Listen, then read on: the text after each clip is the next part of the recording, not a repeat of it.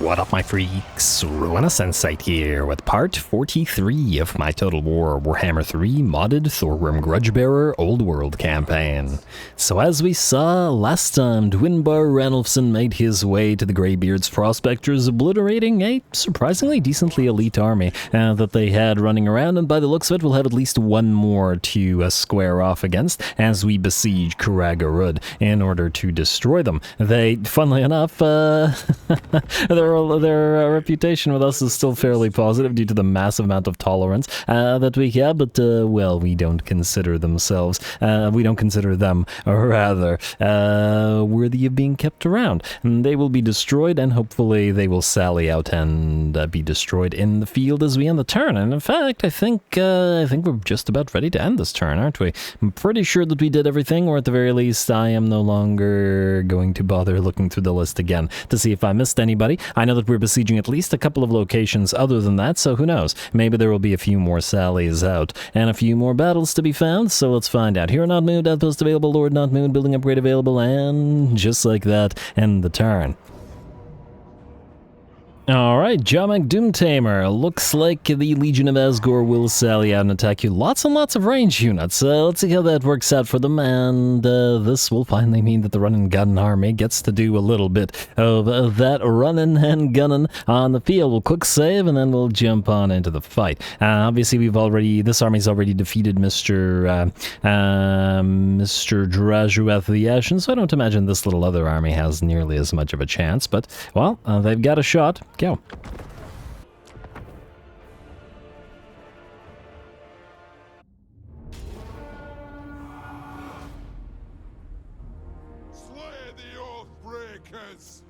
Alrighty, slay the Oathbreakers as always, and lovely to see the ice sleds in their sort of home territory in the frozen landscape. I love it. Anyway, we are going to start the battle off with Vanguard deployed units, specifically our Bugman's Rangers and our Slayer Pirates deployed to the sort of right flank of the enemy army, with our Gyrocopters deployed behind them and in front of them. It's going to take some time for the light war sleds to get to the enemy, especially considering they don't have Vanguard deployment, and they have to go uphill. Fortunately, though, our Vanguard deployed units quickly rip apart the enemy Hell Cannon, and are now working on the other enemies here, who are milling around, by the looks of it, in complete confusion. The enemy Lord is down to about half HP, and it looks like some of the Chaos Dwarf Warriors are heading towards our Slayer Pirates, though the army has already taken a fair bit of damage, and in fact, the Lord will get knocked out of the sky by a combination of Bugman's Ranger fire and Gyrocopter fire. The war sleds are still on the way, but getting closer. Looks like some Wolf Raiders will charge our Slayer Pirates, but I just don't think that's going to go so well, as the Slayer Pirates are pretty well statted up with 5150 melee attack and defense. And the war sleds have at last climbed the hill and are moving on in. Big old bears pulling a war sled charging at you. You're gonna probably freak out, even if you're a Chaos Dwarf, and they even with these being the light war sleds, not the heavy war sleds, and they do have the mass to just go straight through all those enemy units, and then of course keep firing in all directions as they do. Now, originally I used the light war sleds in this army with the idea that this would be doing a lot of running and gunning. Haven't had the opportunity to use them in a run and gun capacity. Been mostly using them in the same exact manner as as heavy war sleds, but against the sort of lightly armored Chaos and Dwarf Warrior Laborer portions. It does make sense to use them this way. Anyway, looks like the first army is nearly destroyed, but the second army has arrived to reinforce. They do have a lot of range units that have come in, but again, they're going to probably not have a good time against the war sleds. Our Bugman's Rangers are still firing down upon them, and it does look like a Hell Cannon has just arrived and will fire a nice volley or a nice single shot into the Bugman's Rangers, with one shot taking about 30% of their HP, which is pretty impressive. War sleds climbing the hill once more and getting ready to chase down both the enemy sneaky gits and smash right into and through those lines of newly arrived Hobgoblin archers. And there we go. May not be playing Kislev right now, but I always enjoy a good war sled charge. I love the unit to death. and they do good work both in melee and in range. Looks like the last of the enemy units are very much in trouble. The Zufbar 42-pounders come down. The enemy lord gets torn apart by the Slayer pirates, losing his head as they charge on in with pistol fire, and with that the enemy army will shatter, and the balance of power, or the battle rather, will be ours. Very, very nice. Worked out well. We didn't suffer all that much in the way of casualties. I think the most damage we took was to the Bugmans that got hit by that one Hell Cannon blast. One of our light war sleds lost about 40% of its HP, you know, working in melee with only 50 armor, being light war sleds, but they didn't lose any models, so they should heal up to full post-battle anyway. Very nice.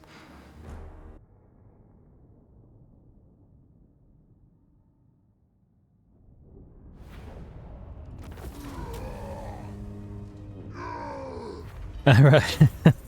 Alright, there we go. Guys, I swear that this is a run-and-gun army. It was just built to fight armies stronger than it, and so far, after breaking Drajuath's main stack, it hasn't encountered any, so it hasn't actually needed to do the run-and-gun. And still, getting a lot of value out of those light war sleds, aren't we? They arrived to the battle considerably later than our rangers and our pirates, and still managed to outkill and outdamage them, and perform roughly on an even level with our gyrocopters as well. Good reason that the war sleds are, generally speaking, my favorite unit out of the Kislevite faction. They're just so nice and so versatile as well. Kind of like the Slayer pirates, and that's why you put them together with them. Anyway, I guess we can heal up. It doesn't really matter over much.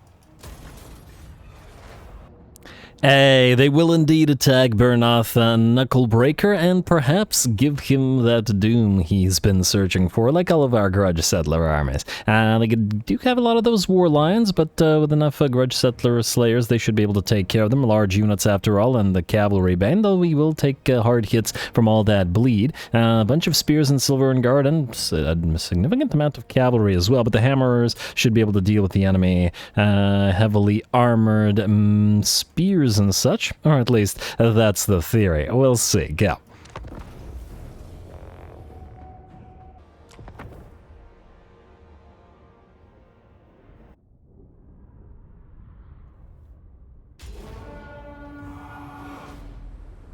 Kill trolls, giants, dragons, a greater demon or two. Let's see what surprises today holds. Alrighty, well, maybe you can kill a few Elgi, kill a few of their eagles. Anything will work nicely here. Anyway, here we go. Bernath Knucklebreaker and his Grudge Settler army. I do enjoy using these, especially since we don't care about casualties, and since they don't have a lot in the way of buffs, no red line buffs, they're going to be a lot weaker than our other armies. And thus have to work for their victory a fair bit more, though at the same time they are Grudge Settler units, so they are pretty strong. Anyway, first volley from our Grudge Settler Iron Drakes will tear through those Lyrian Reaver Archers. Surprisingly, it doesn't actually destroy the units completely, but it's alright because we got more fire where that came from. Mr. Knucklebreaker will move in first with the Grudge Settler Hammerers to charge in towards the enemy Silver and Guard and the War Lions here. And it does look like he'll get hit with the Warden's Cage, but that's alright. More units moving in towards us, but we have our fire units set up and getting ready to work on the enemy. Eagles will fly over our range unit, and by the looks of it, head directly towards the flame cannons. Fortunately, in terms of our deployment, we kept both of our units of Longbeards with great weapons back, specifically and under the assumption that the enemy would get a charge in, whether it would be with the War Lines or with the, whether it would be with the War Lines or the Cav or whatever. Anything fast, really. And sort of the same thing went for the Grudge Settler Slayers here. They moved on to the right and left flank, however, now that the enemy has sort of moved their fast movers, as they have been shadowing them, preparing to destroy their Cav and War Lines. Although it is an interesting matchup between the two. Anyway, does look like a unit of Spears will start to charge forth, but fortunately one of the units of Slayers that was chasing around the War Lines has managed to heavily damage the Spears, and will begin to chase them as well. The units of Hammerers are still fighting. A little bit odd that the Slayer Lord is not fighting together with his Slayers, but he is fighting where the fighting is thickest. The 2 units of Hammerers completely surrounded by Silver and Guard, distracting so many of the enemy melee troops while we work on the rest. Looks like some of our Slayers have caught the enemy Archmage, and she should be dead shortly if we don't burn all of our own units. Game, please, with our fire units. Alrighty, and yeah, see, much easier to go after the enemy mage that wasn't surrounded by allies.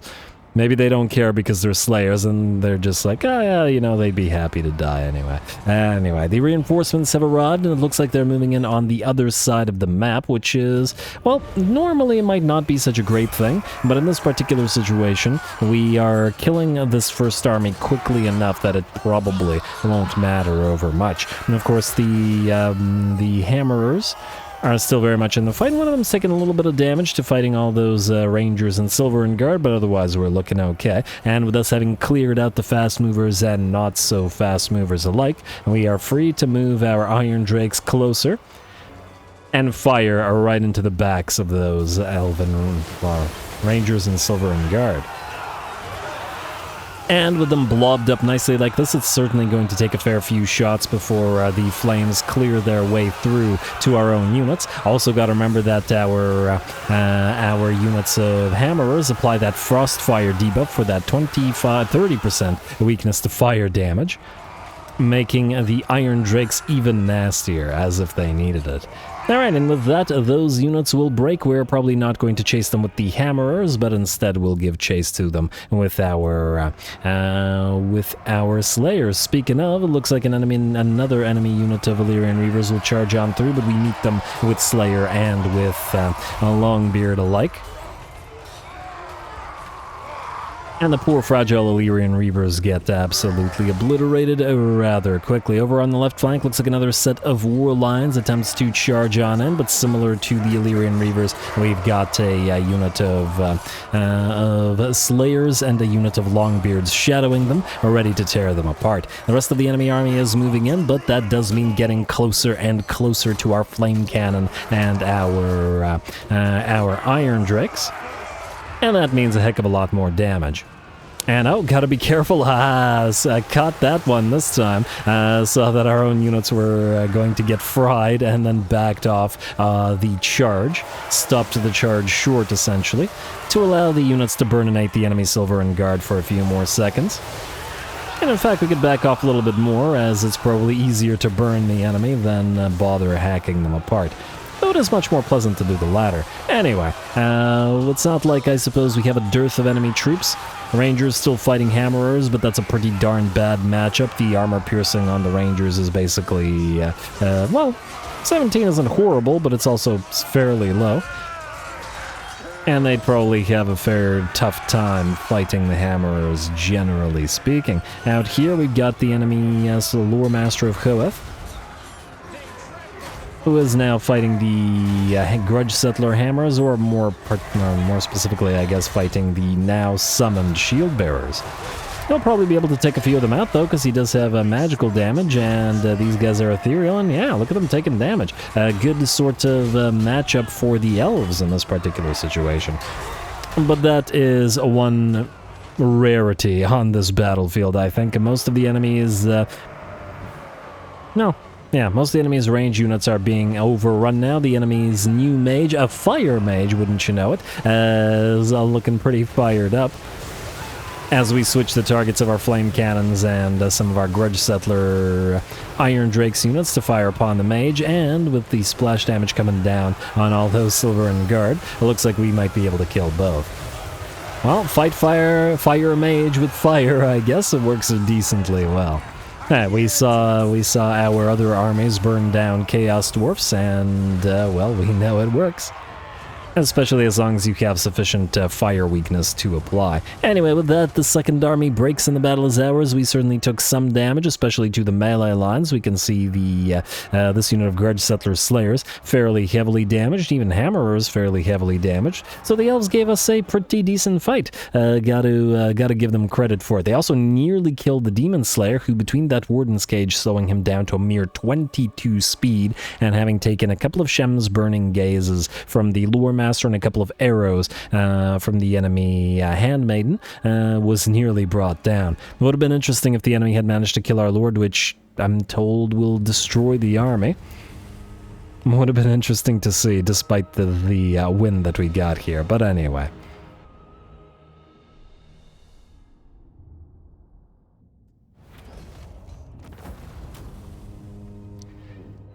Alright, a really fun fight, and where Eltharion failed to give us a decent one, the random, his little random minion army certainly did not disappoint. Sadly, perhaps, Burnoth Knucklebreaker and his Grudge Settlers have not yet found their doom, having obliterated these two High Elven armies. Come with me if you want to die.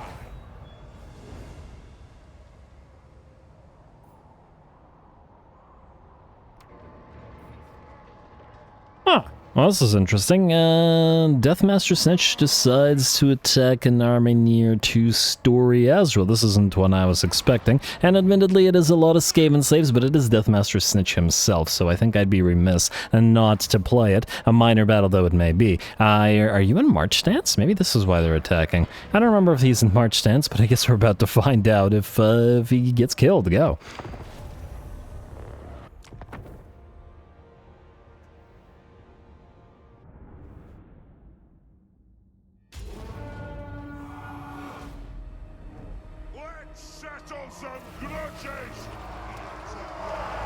Yes, let's settle some grudges, huh? That's odd. I don't think I've heard that pre-battle speech before. Maybe it's because we have a Thane being the leader of the army, and not an actual, not an actual lord of any type.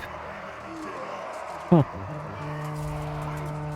I'm just thinking about the other lord types, and you'd think that a lord would also say, let's settle some grudges, and maybe they do, and I just coincidentally haven't heard that particular battle opener as yet. Anyway, we've got the enemy waiting for their reinforcements to arrive, and that works well for us. It works really well for us because the main army, Story Azrael's, needs to actually get onto the battlefield for us to properly fight. And they got to make their way out of the tree line with both of their range units, and, well, I guess all of their range units, because it's a fully ranged army, but the artillery and the ranged infantry, missile infantry, I should say. Anyway, looks like a few of the enemy units will charge towards us as Deathmaster Snitch makes his way onto the battlefield. Of course, we can't see Snitchy as he is stalking and, I imagine, unspottable. I didn't check, but I think you can quote me on it, because it would be weird if Snitch, who's arguably the best assassin in the entire world, didn't have Unspottable and a bunch of randos did. Ooh, and it looks like the enemy will have a Rattling Gun activate and start firing upon one of our units of, one of our Gyrocopters. Fortunately, the Gyrocopters have 35% missile resistance, 155 armor, and they're surprisingly difficult to hit. We can see so many of these shots of the Rattling Guns actually just sail on by.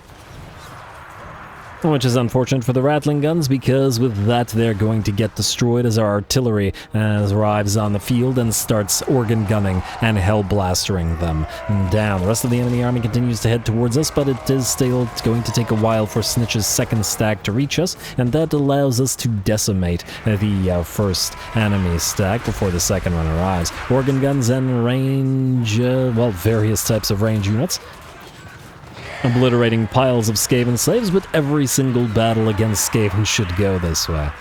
And I still think that several factions. I know that those of you who have been around for a while watching these videos will probably remember my rants that I feel that vampire counts strongly need a wall-like mechanic just for basic zombies and just chaff infantry. And I also think the Skaven should have a wall mechanic or similar type of thing that gives them a bonus army essentially, that gives them a pile of Skaven slaves and only Skaven slaves. Add to that. Basically, any type of sort of horde faction should really be able to make use of that mechanic, because it's always really weird to see, you know, late-game armies of these factions where it's detrimental to take such basic troops, you know? And then if you have an army with just, like, nothing but, you know, with no Skaven slaves present, it just doesn't feel right. And especially in vanilla, because vanilla does have the supply lines issue where it disincentivizes you from building lots of chaff armies. At least in SFO, you can build as many chaff armies as you want, and it doesn't really disincentivize you nearly as much. And ooh, this Mr. Snitchy reveals himself. This was a bad idea. His tail dagger, well, okay, I thought that was his tail dagger that went flying. It was just one of his other daggers. Yeah, poor Snitch. He had no chance here. All of our artillery pieces, all of our organ guns and hellblasters fired at him at the same time, and a few of our other range units did as well. And he was quickly brought low. However, a few of the enemies from Snitch's army have managed to close the distance over on the right flank and are fighting beneath the canopy of these trees. Warp Lightning comes down.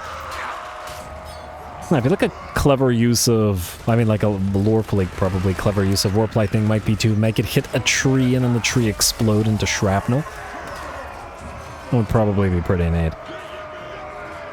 Alrighty, bounce power is at about, let's say 65% in our favor, closing in on 70. Basically, any of the sort of mainline enemy units that are rushing our center are getting absolutely obliterated, simply due to the weight of fire that we have in the story as Azrael's army.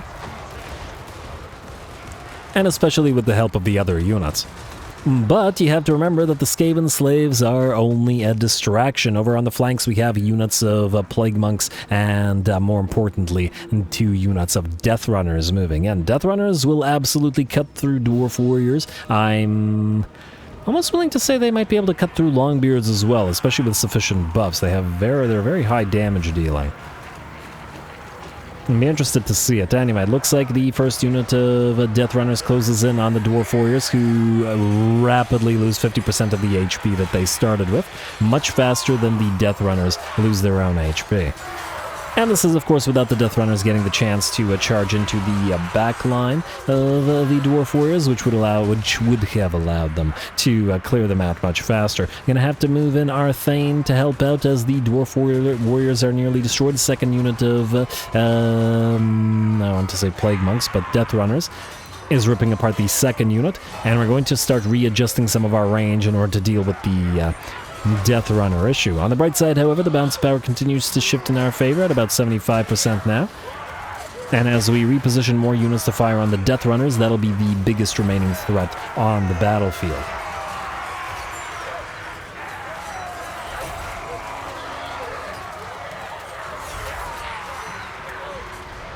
Alrighty, and perhaps they moved in those Death Runners a little bit too early. One of them gets destroyed, even as more Clan Rats and Skaven Slaves move in to fill the gap, but a little bit too late, as that unit at least has been destroyed. Another unit of Dwarf Warriors is going to have to hold on the other Death Runners, but that's a significant portion of the enemy's remaining strength now gone. Our range units have all, well, maybe not all, but largely repositioned, taken up a new formation, as they're now having to deal with enemy units that are rallying, as well as the units that are still fighting in our melee line, rather than the sort of center line of enemies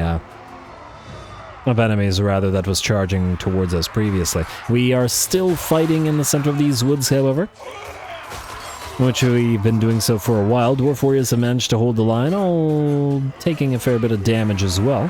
but not quite getting destroyed. And it looks like the numbers are starting to go our way. Just a little bit more work, a little bit more in Grudgeraker, Quarreler, and Thunderer fire.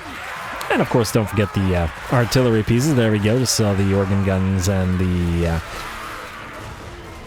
Hellblasters fire away. The gutter runners with poison will turn, and it looks like with them the rest of the enemy are going to give up, and the battle will at last be ours. Heck of a lot of Skaven charged us, but we did manage to hold it off. And very, very nice. Every time fighting the Skaven is just such a joy, and that's why they need to have the piles of chaff with every single one of their armies.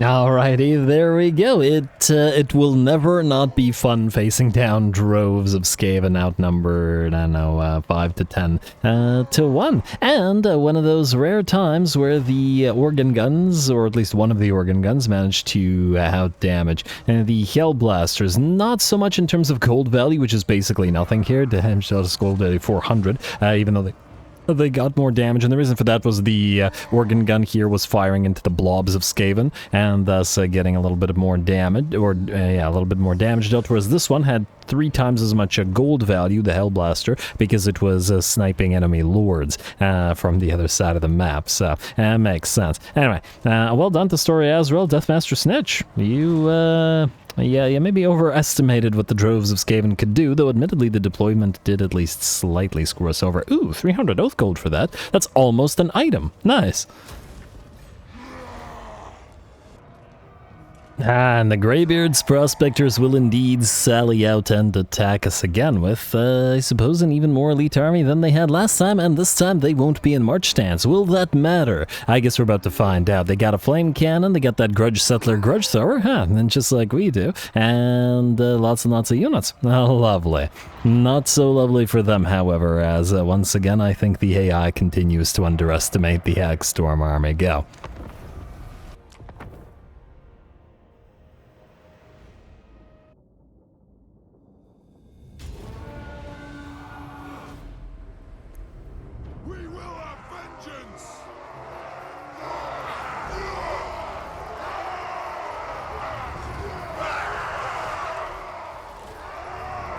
Yes, we will. Yes, we will have vengeance. Did you just chuck a frickin' grudge thrower stone at into the back of the gyrocopter? Dude, please. Why would you do this? Well, that was unfortunate, but anyway, looks like this time around against the Greybeard's scum, we have a choke point battle, and thus they're, well, they're probably screwed. I mean, granted, the Hackstorm army isn't, I would say, the most adept at holding choke points. It doesn't have the types of sort of heavily shielded, heavily missile fire resistant units and that you would want to essentially plug the gap. What it does have is a massive amount of damage as soon as the enemy closes the distance. So as long as we clear out as many as possible of the enemy range units, like the Quarrelers, Iron Drakes, whatever basically can either equal range or outrange our units of axe throwers, we should be just fine. Plus, we do have a raised position, which is pretty nice, which means those Goblin Hewers and axes should have no problem at firing into the droves of enemies. Our Grudge Settler Grudge Throwers have also nearly cleared out the second artillery piece, which will mean that the enemy cannot fire into our blob. Alright, and it looks like the enemy gyrocopters will get brought down by the Axe Storm. There we go. I love seeing those axes fly into the screen like that. And here we go. The enemy closes enough for us to get in range. Looks like they're going to start dropping quarrels and torpedoes upon us as we start hitting them right back with axes. They've still got a fair bit of ground to cover. And again, about 1 billion axes flying into your face on a medieval battlefield is probably not such a fun time. Alright, there we go. We even have Iron Breakers moving in, but as we saw last time against the Greybeard's Prospectors, enough axes will deal with that. And ooh, it looks like they do manage to close the distance enough to get at least a few of their blasting charges out. And good for them. And we're going to have to slow them down a little bit as the High Lord and his Thane like nearly simultaneously get torn apart by the Axe Storm. The enemy's still closing, now getting slowed down by a combination of the Frostbite, Maim, Bleed, and are moving at a tiny speed. Zufbar 42-pounders move through their slowed line. The enemy do manage to get a shot off or volley off with those Flamers, but alas, that's not going to do anything. The last of the enemy are getting torn apart. For some reason, this almost reminds me of using rattling guns. I'm not entirely sure why. Just like the droves of infantry getting hit with so many projectiles like this.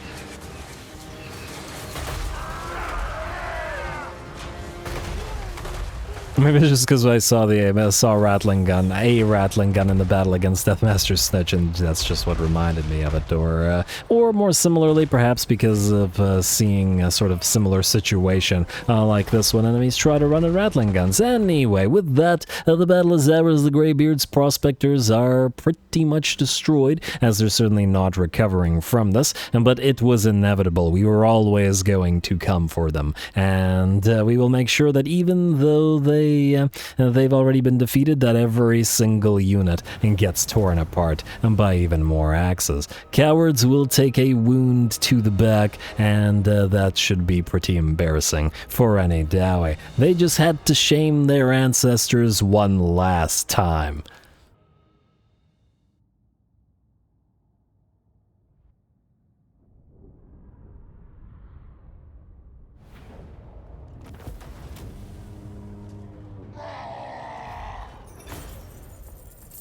Alrighty, there we go. Completely wiped out with the Thirsty Axes. Looks like taking the brunt of the damage. I think they got hit with a few volleys of blasting charges and some range fire from the enemy. Kill-wise, oh, and a few torpedoes by the looks of it. 10 kills on the Torps, 6 kills on another Torps, and 6 kills on the Thunderers. The units that were the furthest back, essentially, plus 24 kills on the on these Quarrelers as well, all making up damage to this particular unit. And in terms of damage dealt by us, discounting the Ulthar's Raiders with their 30k, and we've got the Rat Catchers, which catch not only rats at 20,000 damage, and it looks like they cleared out most of the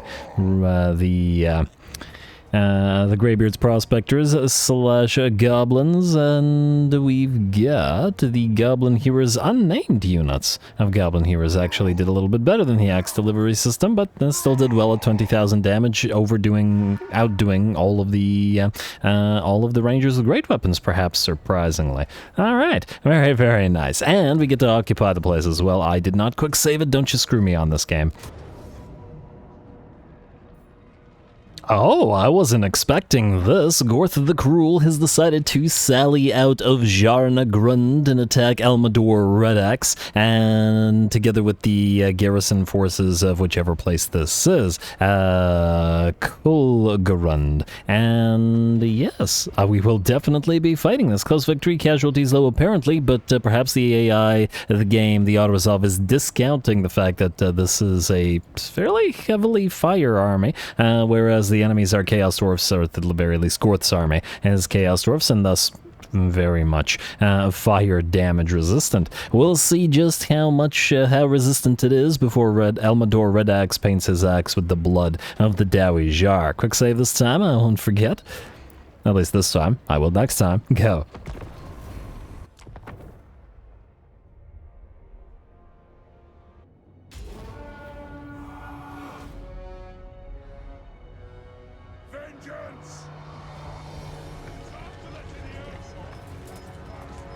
Alrighty, here we go. Elmador Red Axe, one of our sort of newly minted-ish armies, in the sense that, unlike the Reclaimer forces, this is an actual army, and I think it's a pretty neat one. One of our few generalist armies that has a bunch of units working together of various types. We do have sort of the core of Iron Breakers and Iron Drakes together. However, they're combined with 4 units of Slayers, a couple of units of Hammerers, well, only a single Flame Cannon. It should be, I think, more than sufficient. And of course a couple of Thunderers with Drake Guns, effectively acting here as support, both to slow down the enemy with that 25 speed reduction from Flammable, as well as to induce that fire resistance reduction. Anyway, we were prepared for it, and the enemy will drop I want to say Doom Rocket, a Dreadquake upon us. But fortunately for us, they decided to drop that thing on a unit of Slayers, which simply outran it, moved forward, and dodged the entire thing. And since I was watching for it, I also for once saw the Searing Doom coming, and was able to dodge that with the Thunderers with Drake Guns as well. Anyway, we're going to start the battle off by annoying the enemy as best we can with those Gyrocopters with Troll Hammers, and, well... this might actually be fairly dangerous battle-wise. We've got the enemy's reinforcements coming in on the other side, and this army might not have enough of have enough damage to wipe out this army, or even severely damage this army before the second fast-moving Laborer army moves in to hit us in the back. I guess we're just going to have to wait and see. Anyway, the battle will start. The enemy will send its Lamasu towards us. We're going to have all of our 2 units of Iron Drakes target it, and help knock it down with those Thunderers as well. Oh, it's going to fly over this sort of, I don't know, oil pipeline thing. And dodge a few more shots, but the Lamasu is pretty much done for, and it is breaking, though I guess it was... oh, okay. For a second I thought that was breaking towards us, but not so much. Anyway, the enemy is moving in with various types of units now. See some of those Bull Centaur Renders charging in. Going to try to reduce their fire resistance by combining various units, hitting them with blasting charges, with flames, with Thunderers, with Drake Guns, but it does still allow them to, despite the focus fire, make their way towards us. And what can you do? We do have more Bull Centaur Renders with great weapons, and some Hobgoblin Wolf Raiders annoying us. And it looks like the enemy reinforcements are pretty much here. They will charge quickly into our back lines with those Hobgoblin Wolf Raiders. Would have been nice to be able to absorb some of that with our Hammerers, but our Hammerers are busy rock, paper, scissorsing. Over on the left and right flanks both, the enemy has sent in 2 units of Kadai Fireborn. They are demonic units-ish. Then they will... well, they are demonic. As to whether they're actually... well, they're not really... anyway, not now.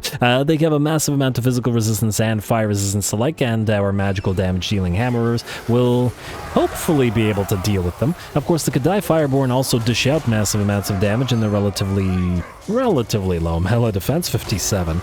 It's not that low, but of the Hammerers should still mean that this might be a fairly tough fight for them. Besides, somebody in our army needed to deal with those Kadai, and Hammerers were really the only decent option. Another Dreadquake comes down, this time clipping one of our units of Iron Drakes, who attempted to move forward to dodge it, but went to the waiting sort of axes of the enemy. It does look like another Bull Centaur Render unit attempted to charge us, but fortunately with the Iron Breakers holding, the Iron Drakes can always back off to deal with them. The enemy is still embroiled in a massive fight against our Slayers, which were not able to protect our flanks due to being busy, as they have to hack their way through thousands upon thousands of goblins, wolves, laborers, etc., and hobgobs. And it looks like take some fire damage from whatever fire thing the enemy used on them as well. Definitely a really cool battle, and I'm really enjoying this one. The more charges from the enemy will stop our Drake Guns from firing, and oh wow, look at that. This was a pure one-on-one, no help from either side, and the Hammerers are losing, I would say, pretty handily to the Kadai Fireborn. That's kind of interesting to see, huh? Go figure.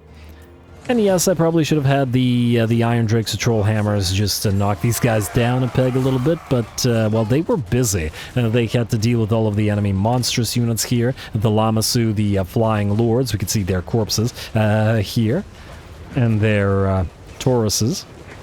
And then after that, the enemy fire glaives, which are, funnily enough, still fire glaving away, though hopefully not for too much longer. The bounce power has shifted to 90% in our favor. The Kadai Fireborn are melting away, but so are our Hammerers, who have been defeated. Though with 10 units, I think they'll survive, assuming no more die to, like, friendly fire or anything.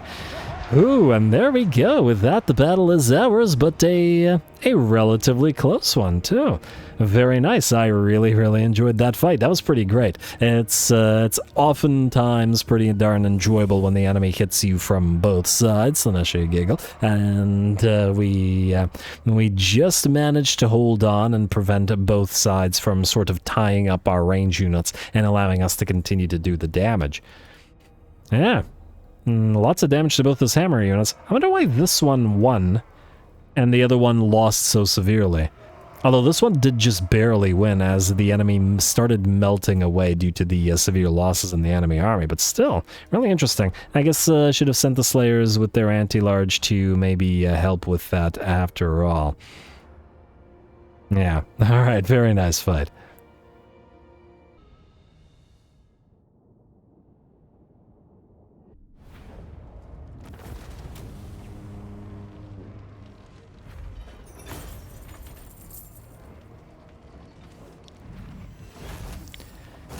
Ooh, alrighty, very nice. While it didn't work out for Gorth the Cruel, or perhaps Gorth the Fool, but well, at least this one unit of Hammerers got a pretty darn fantastic fight. I actually figured that the Hammerers in a one-on-one against a unit of Kadai Fireborn would be able to tear them to shreds, because the Hammerers aren't fire damage. Even the Grudge Settler variant, they cause fire weakness, but they don't do fire damage. They do magical damage, and that negates the physical resistance of the Kadai Fireborn, plus they have a physical resistance, or not physical resistance, they have a high damage dealing, generally speaking, high melee attack, and yeah, I thought that the Kadai Fireborn would get obliterated, but they basically tore this unit of Hammerers to shreds, which is kind of interesting to see. It won't matter because we'll heal them up, but still very interesting to see. Otherwise, though, the fire resistances of the Chaos Dorset did not give them enough, even with the advantage of having us being attacked from both sides by their main stack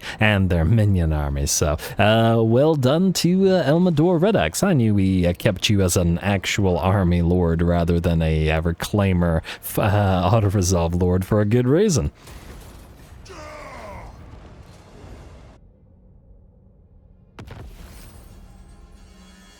Ooh, alright, there we go. I knew that, okay, we have Astragoth Iron Hand, Chaos Breaker, Constructor, Ambusher, Reclaimer Foiled, Ranger's Quiver, Stonemason, Executioner's Axe, Engineer's Knapsack, Stonemason, Armor of Destiny, Talisman of Preservation, Ally Mission Successful, Enemy Killed in Battle, Enemy Killed in Battle, Enemy Killed in Battle, Enemy Killed in Battle, Enemy Killed in Battle, Enemy Killed in Battle, Stonemason, Daughter of Relaya, okay. Oh. I don't know what that was, but that looked important. Well, too late now. Ally begins Outpost construction ready for DUT and technology research. Good for technology. Just at the edge of at the end of this. What do we have here? Yeah, construction. Oh my lord. Well, this is why I usually do the construction between the episodes, but, oh, settlement occupied Karag. That was us, okay. I just wanted to see what that announcement was in case it had some kind of relevancy. Anyway, you are just out of range of Death Gorge by the looks of it, just a slight bit out of range, but that's okay. They can see, oh, actually, maybe you're not. You're,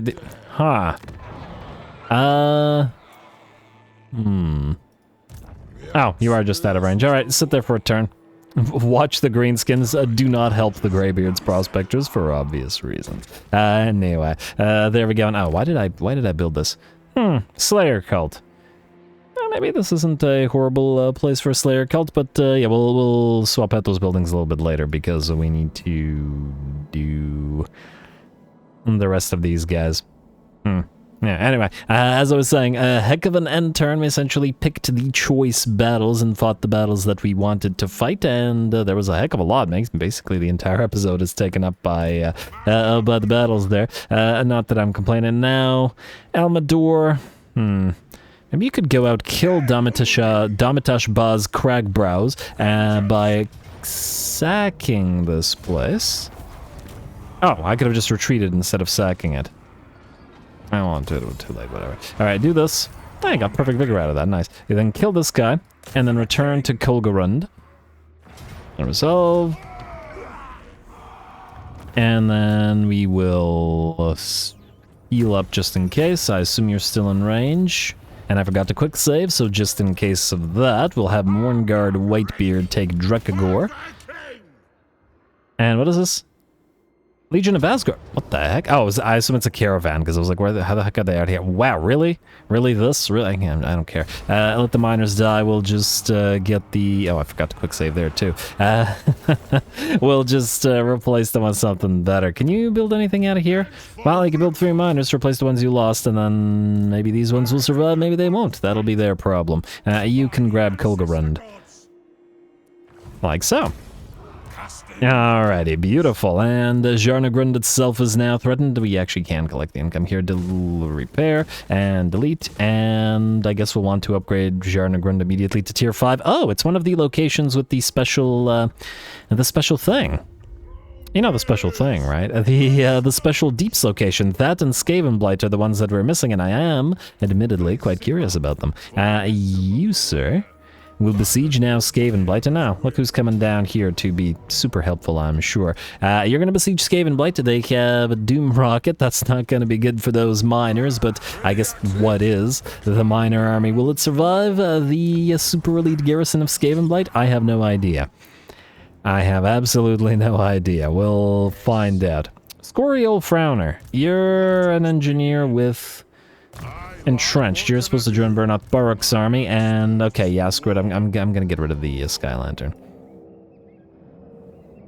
Shame, but nonetheless, it just feels like it doesn't fit in that one, which is why. Anyway, you can then, ignoring Iron Spike, move through Bilious Basilica. In fact, wait, can you go a little bit further like this? Huh, you could move in to reinforce at Skaven Blight, but then they won't sally out. This way, at least, we have a chance of them sallying out. So I think you'll just march stance past it. You know what? Actually, don't march stance, because this army, we can't afford to have it... Huh. I was about to say we can't afford to have it ambushed. We can also move it down to Valley of Windmills. I mean, I guess it's a big assumption as to whether we succeed at Skaven Blight or not. Which obviously remains to be seen. Also, don't collect the income here yet. I will think about it. Well, you know what? You're going to go to Valley of Windmills, and we'll just see what happens there, I guess. Good luck or bad luck. Just try not to get ambushed, sir. Oh, you know what? This army, out of all the armies, maybe you should have alert. Ambush defense chance. Let's do that. And you know what? Let's get your Miner's Instinct as well to intercept any Skaven, since this is kind of what you're doing out here. Also, you obviously need Tactician. No rank 7s yet. We'll also need Fire and Fury here, and just need to make sure that we maintain enough points to do what we want. Obviously, we're going to venerate Morgrim, the god of engineers, because while Gorgny has the better traits, and... Oh, huh, it'll actually give... Oh, it's okay, wait. Ammunition is only for the miners and the Ironbreakers, so it's melee defense, a little bit of upkeep protection. Yeah, okay. I do like the chance of interception, but this is obviously a Morgrim army. If any army is a Morgrim army, it's this one. Attrition under siege, corruption -2, I guess, Iron-willed, and alert. Into... Also, Inquiring Mind, again, does feel like it makes sense for a Morgrim army, but it's not super necessary here. Anyway, I want Rally, and I definitely want Morgrim's Favored, and Stand Your Ground. And we'll want Dowie Firepower for the Engineers, which are in here as well. You'd think the Engineers would be favored by Morgrim, the god of engineers, but no. Not Morgrim's favorite. Anyway, you could have Master of Immolation, and you know what? Actually, we'd probably get more mileage out of getting Master Armor, and the Obstinacy would be a good pick as well. But anyway, Fire Resistance against the Skaven, just in case. You stay here. Oh, you know what? Let's level the NGs as well. Especially this one, because he's new. He just got put in here. I did give him items. Oh, actually, speaking of items...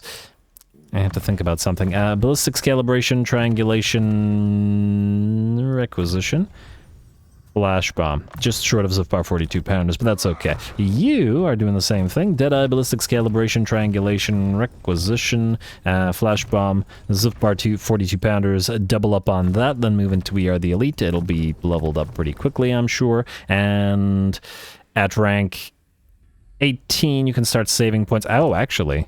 And considering how many different artillery pieces you have. Might actually be beneficial to reduce the number... I mean, if we were to... We could replace the cannons with a couple of steam tanks with either cannons or with hellblasters, and they would serve the exact same purpose. The only difference is that they wouldn't have the range. But, it's certainly potentially a workable solution. But anyway, for now, you can get requisition. Enjoy. Alrighty, let's go. Oh, wow, okay, we're rapidly going to run out of time at this rate. Hey, you can reach this. Lovely, I did not expect that. And this follower can reach it too. Wow. Thank you, followers. I thought that I had built you for a little gain, but that is apparently not the case. Go, go, go. And auto resolve. This is probably going to hurt Belegar, but barely at all. And occupy. And again, I forgot to quick save. Oh, I felt I was doing so good like a couple of episodes ago, where I was like, aha, quick save, and then there was another episode, and then the next episode, I guess last episode, I forgot to quick save everyone. And now we're back. Back in the non-quick saving. Anyway, oh, you're at tier 5. That doesn't really help here, but, well, it's all good. King's Tribute, immediately into Karaz Ankor and Trading Depot. Belegar, go into Tunneling Stance. Go as far as you can towards Pointy Stick Camp. You can take Pointy Stick, while Burnoth and Knucklebreak... Oh, you probably can't take Gorgazan. Although, what you can do... is attack this guy, which will drag out the garrison Pointy Stick Camp, who you can just auto-resolve. Yeah, it'll damage you, but... Come with me if you want to die. Like so, free Army of Destiny. Occupy. And I forgot to quick save. I was just talking about it. Come on, Ruinous. Come on, man. Anyway, Pointy Stick Camp. This Gorgazan we actually will want to upgrade to tier 5, so yeah, and look at me, doing stuff out of order. Are you surprised? Are you? You, Thorgrim, you're gonna go right here, and we'll have the follower follow you, go figure, and you can take Agima's lair here. Yeah, let's try not to get a... I think this follower is no longer necessary as well, so let's stop him leeching XP, because we can use Burnout Knucklebreak for that purpose. And now, the Awakened are actually overrunning these guys. We are actually at war with them as well, so... Alright, you can be reset, I guess, because you'll never catch up now. But we might bring it back as another follower. It's, there's always potential. Anyway, we got... Infrastructure. I'm going to say reduce the time it takes to build infrastructure buildings next. Defense buildings is fine, military buildings is fine, but we're building a lot more infrastructure even at this point in the game than we are anything else. So, you know, that feels like the appropriate course of action. Joseph Zorn, you will take the second last territory belonging to the Khag Grief Dark Elves. Unresolve and occupy. Now the Trickster Shard and A, that allows us to upgrade Pig Barter, which apparently on this map does not have a,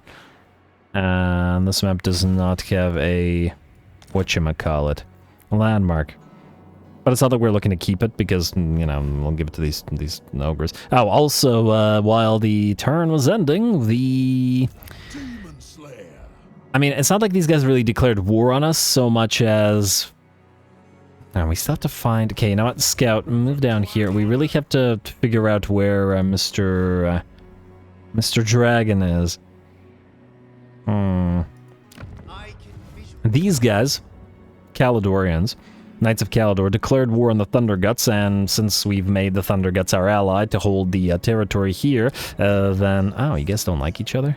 Why? Treaties with us. Oh.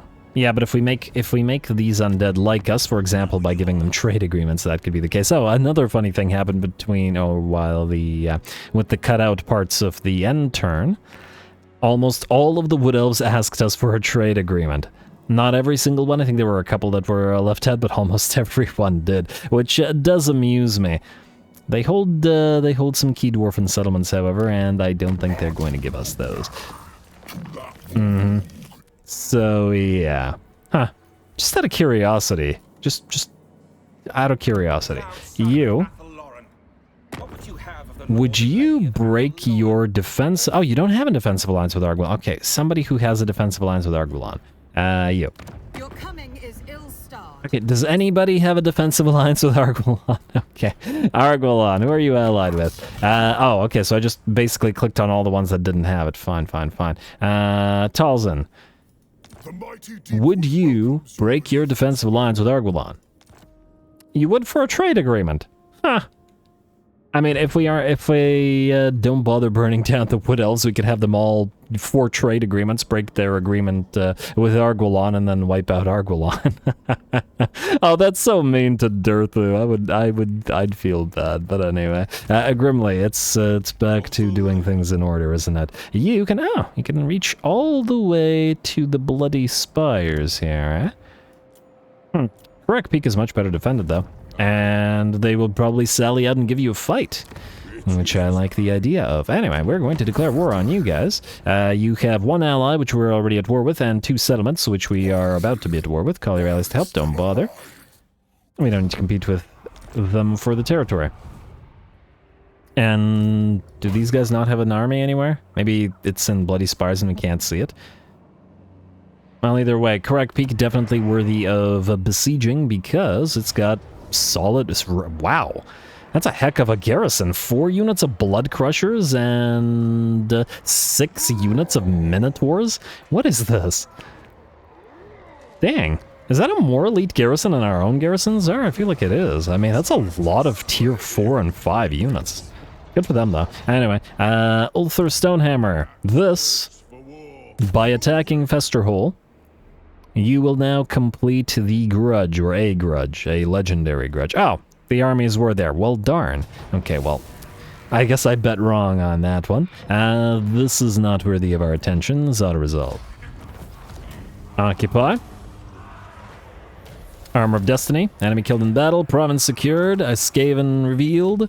Retake the Realms. Part 1. Underway network restored. Be it written that the Council of Kings bore witness to this grudge declared by Thorgrim Grudgebearer, successor to the throne at this time of begrudging. At this time of begrudging.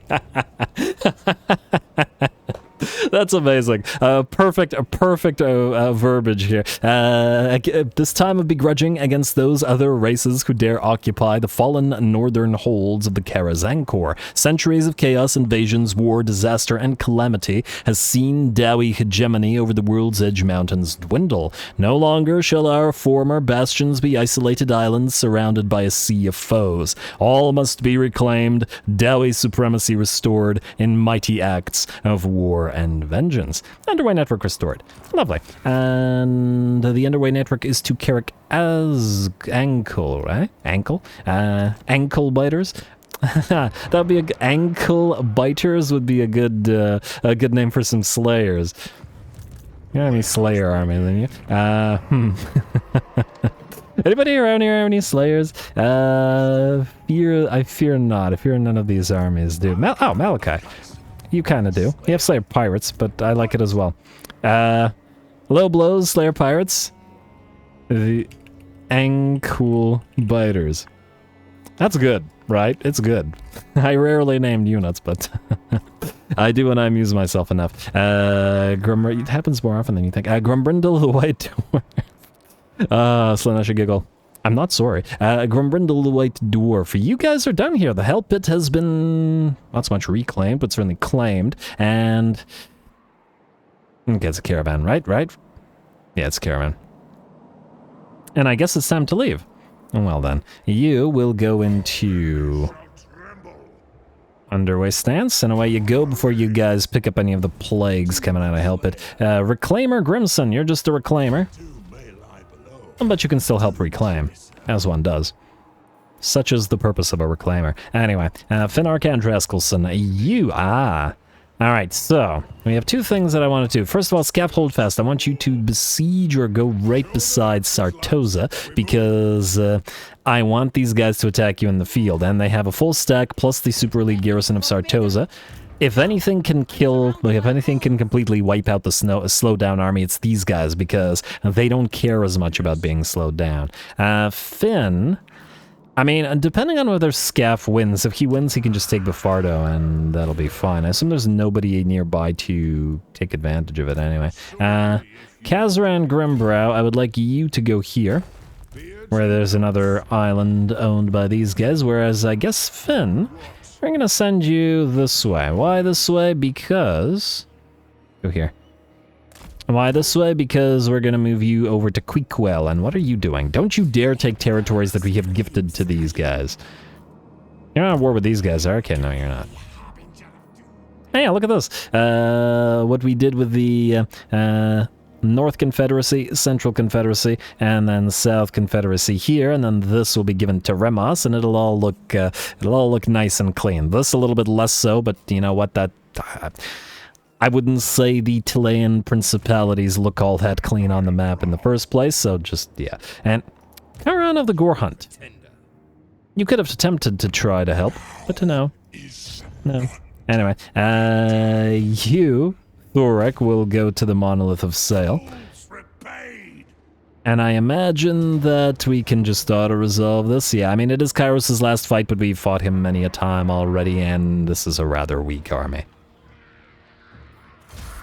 And by taking damage here, we will give the opportunity for Karan of the Gore Hunt to attack us. I guess occupied. Frankly, there's probably a good argument to be made for just abandoning all the territory out here rather than even bothering to develop it and give it to the western provinces, because frankly, they're not doing a particularly good job of holding it anyway. Alaric Ranulfson, also while I have you, kill off these guys. They attempted to attack you between the turns during the end turn with a minor little army. It had some okay stuff in it, but a single stack with mostly basic units isn't worth fighting at this time. Gotta keep it to the interesting stuff, and track replacements please, and then while you're at it, go and occupy Hate March. Oh, I probably could have used a... we should get a Reclaimer Lord, another Reclaimer Lord up here. And just to help out. Again, I don't really care about going too far into the territories of the chaotic folks, but we'll see. We do at least want to protect our allies down here. You've taken Pets of Uzkalak. Oh man, we have to go a fairly long ways to wiping you out. But anyway, let's see what else we've got. Actually, you know what? I think with that, folks, I'm gonna call it here. I at least can build the buildings and stuff between the episodes, and we can continue onward. And next time, there's still a fair bit to do, and ooh. Can you reach Brass Keep? You can. Beautiful. This will be our base in the Empire region. I like holding the sort of mountain territory in the center of the Empire, and the like occasional little territories that we've decided to keep, like the just 1 second, occupy. So I won't wipe these guys up, but they're not in good shape, let's say. There we go. Middle mountain secured, like so. And we can go to High King's Tribute. What was I saying? Yeah, Pest's still out here, but he has limited amounts of territories. But yeah, we hold this. Obviously, we give the lowlands back to the Empire. We have this hill / Scratch Deep, which I decided to keep because it's one of the unique areas on the map that has petroleum, and I feel like we'd keep that. Plus, I mean, this looks pretty mountainous to me, so yeah. Then, of course, we have Bugman's Brewery in the center, which is also yellow territory, and we are also going to keep this one Badlands territory, Mordheim, in the middle of this, commanding the pass, essentially, between Reichland and Talabekland, at least over on this side of the map, right on the river, maybe helping a little bit of trade along.